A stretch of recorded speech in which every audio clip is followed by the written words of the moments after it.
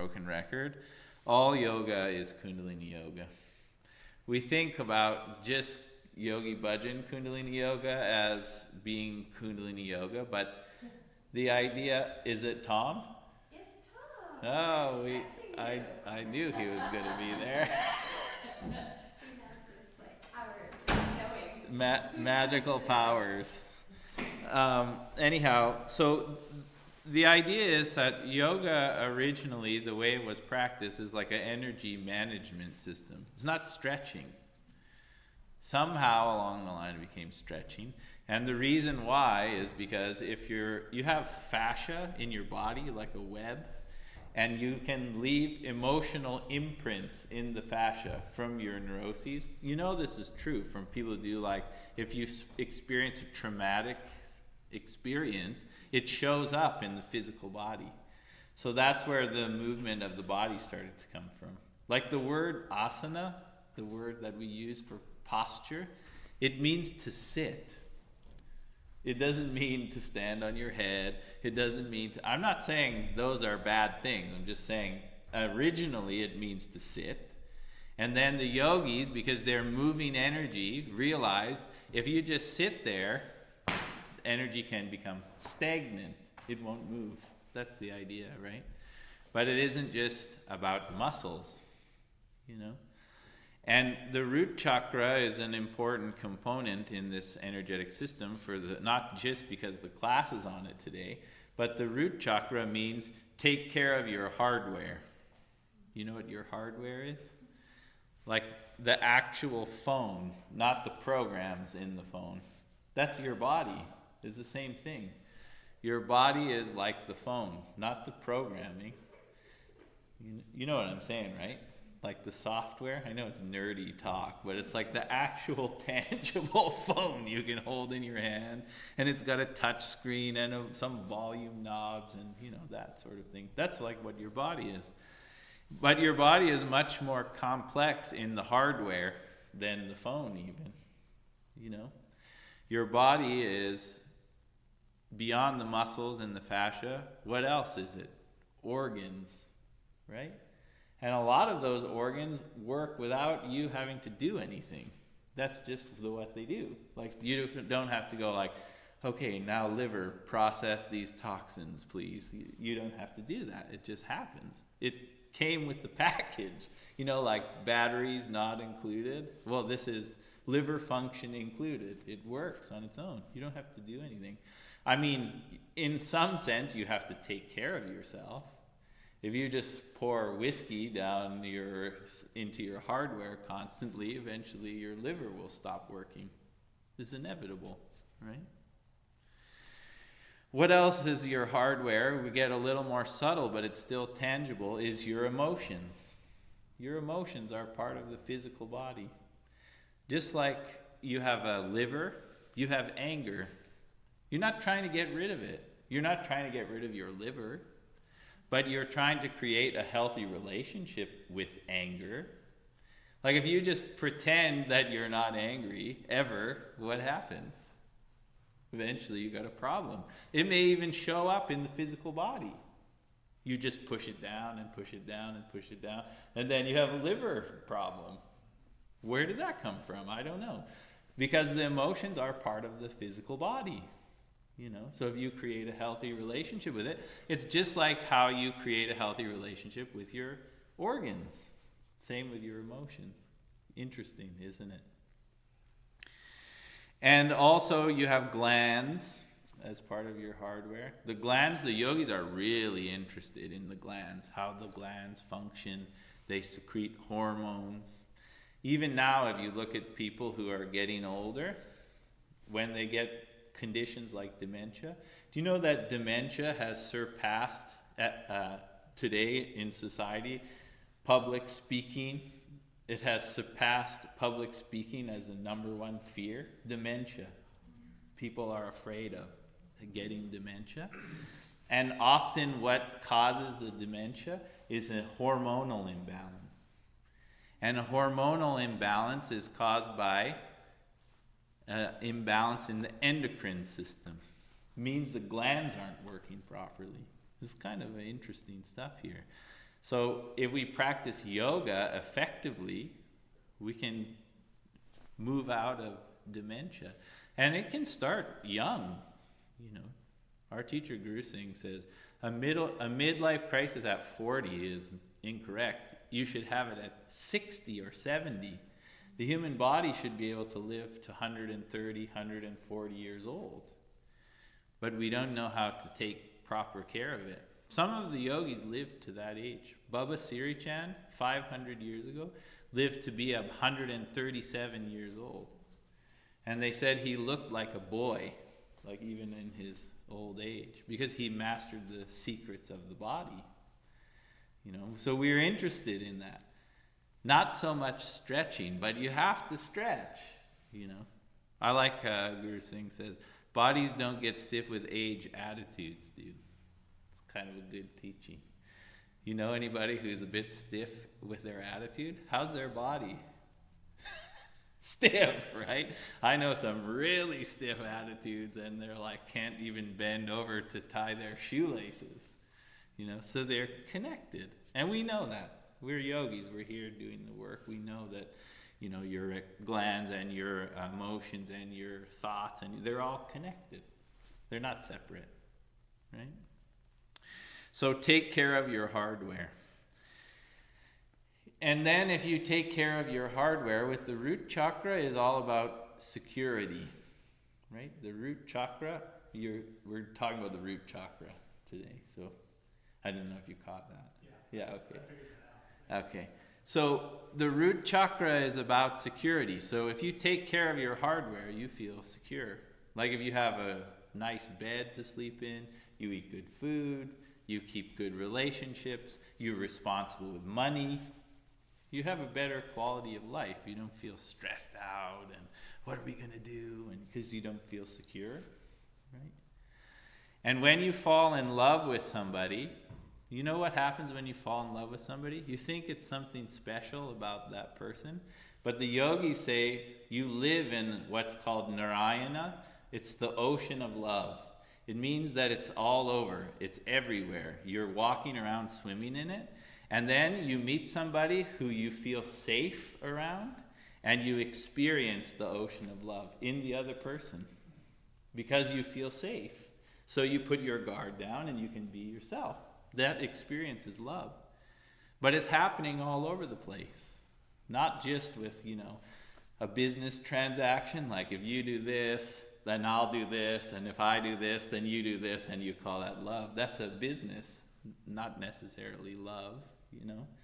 But love is when you really feel safe. Like I have a 5-year-old and she feels safe around me, and I feel safe around her. And so we're really deep in the ocean of love. But if you're around somebody who you don't feel safe around, it's really challenging for you to love that person, And I'm not saying you should just put aside any sort of inhibition or any sort of guard. Some of those guards keep you safe. You can't just put yourself out there and love everybody. You have to have a healthy relationship with boundaries as well with the root. So grounding is a big part of boundaries as well. You have to be grounded. You have to know who you are in relationship to other people. Otherwise, if you're not grounded, you'll get into all sorts of situations. If I'm not grounded in who I am, if I don't know who I am, and I open myself up to somebody, we might have a problem because I don't know what's going on with them. They don't know what's going on with me. We don't meet each other. You see what I mean, huh? But if you can get grounded, it's like gravity. You need just the right amount of gravity to sit here in this room, don't you? If you have too much gravity, what happens? You start to shrink down, you feel pressure, don't feel comfortable, you can't move, If you have if there's not enough gravity, then you start to go up. So you need just the right amount of gravity. You need just the right amount of grounding. That's how the world works. And then everything that's alive in the world has an electromagnetic field, which means what? There's light emanating off of everybody. There's light emanating off of you, your dog. The whole planet itself has an electromagnetic field. So there's an expansion, but that's more in the upper realm. We're talking about the lower. And lower doesn't mean less than. Lower means down here where your feet go, So you need to be grounded. It's essential. And then if you can be at home with your emotions, that's really important work, especially working with the root. If you're not at home with your emotions, you're going to have a lot of chaos in your life. Look around out in the world today. You see a lot of people who are not at home with their emotions, and so they create karma as a result. Think about the body. 80% of the body works on its own. 80%. The other 10% is objective, and the other 10% is subjective. That means 10% of the time you're right, and 10% of the time you're wrong. And that's 20%. So that's a pretty small number. Most of the things just happen.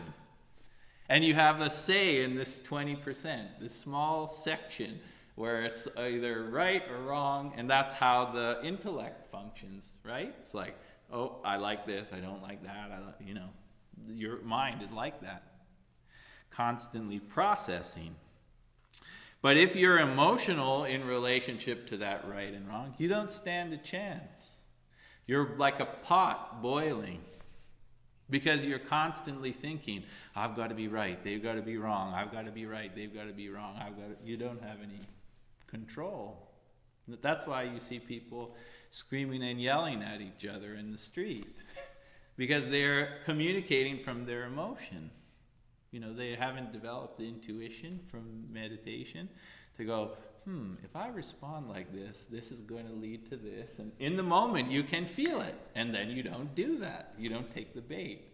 Sometimes you take it, like in your relationships or something, With my partner, she'll say, I asked you to do this. And then I'll be like, yeah, but you never. Don't say things like that. Like, you never do this when I ask. Then we're really in trouble. You just say, oh, yeah, that's right. I'm so sorry. And that's it. But as soon as you take the bait and then you say you never and she says you always, and then you've lost.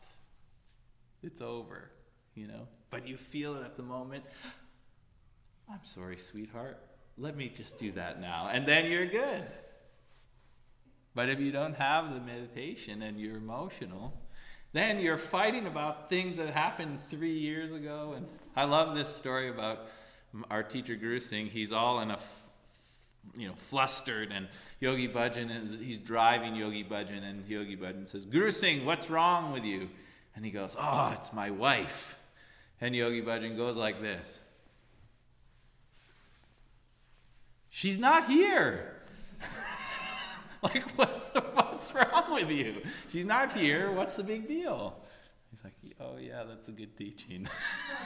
Because you're not even present. He's driving a car, and he's completely in another world. Not present here in the now. And it happens to all of us. So when you're emotional, you don't stand a chance. But if you can really get grounded and bring it together with your intuition, it's like the mind must be connected to the physical reality. It has to be. Your mind has to be connected to the physical reality. But not just the part of your brain that does tasks and everything like that. The intuitive part of your mind, like the meditative mind. I've been giving this analogy lately where animals are given things for protection in nature, like claws and fangs, and they change color, and they have horns. What do you have? Intuition. You don't have claws, you don't have fangs, you don't have spikes on your back. You have intuition. That's how humans have kept themselves safe and out of trouble. You have a sensation, or you've observed, oh, this is what happened, so then that will probably happen next time. Like you have insight or foresight. That's your gift. But now we live in a time where everything is instant, which is great. I'm not complaining about it. The technology is amazing. But if you don't know how to use your technology, you're screwed. You're just constantly needing to be right. That's what you're doing. You're walking around needing to be right. No wonder you're afraid of dementia, all of us, because you'll lose control. Then you for sure won't be right. You have no idea who you are. But if you know who you are, it's not so scary. The challenge is you don't know who you are. Like when I tell people, I teach meditation for a living. Oh, I could never meditate. They say that. The reason why people say that is they can't be by themselves. It's like, I'm just going to be here by myself and enjoy my company. That's a challenge for a lot of people. It's like, gotta text someone or watch something or go somewhere or drink something or, it's like, just sit there. Like I say to my daughter, it's healthy to be bored. She's like, Dad, oh God. And then you hear her like secretly telling someone when I'm out of earshot, like one of her little friends was over, and then they said, I'm bored. She said, it's healthy to be bored. But she would never let me know that, She'd be like, I never said that. This is the last part, and then we'll do the exercises. And you notice that society worships at the throne of the intellect. That's some of the issue that we have in the collective, like power grabbing and, the Piscean age, or the breakdown of the patriarchy, or this old way of thinking where it's like, I have to have the power, don't take it from me. It's not for everybody, it's mine. You see a lot of that going on at the top. But eventually that will crumble, because now everybody knows what's going on. We're not in a time anymore where you can hide your dirty laundry, like, corporations and government leaders, and everybody knows. This is the time we're living in. So you won't be judged by your power, you'll be judged by your character, because everybody will be able to see there's no secrets anymore. So it's a really uncomfortable time right now because of the transition, but that's leading to a healthy place, because you'll have to answer to all of the people down at the bottom who've been holding the power structure, all the workers at the bottom, and then the bureaucrats and the aristocrats all up here, and the poor suckers at the bottom holding you up. Eventually are going to go, enough of this, and throw that away, and you see it happening. So we're not going to be able to stay in the head forever, like heady, mechanical, urbanize everything, mentally dysfunctional. Like, it will crumble. And then you'll say, I need my intuition, and you get it back. Not you. You guys understand this because you came here on a Wednesday night to listen to this. Otherwise you'd be somewhere else, doing some God knows what.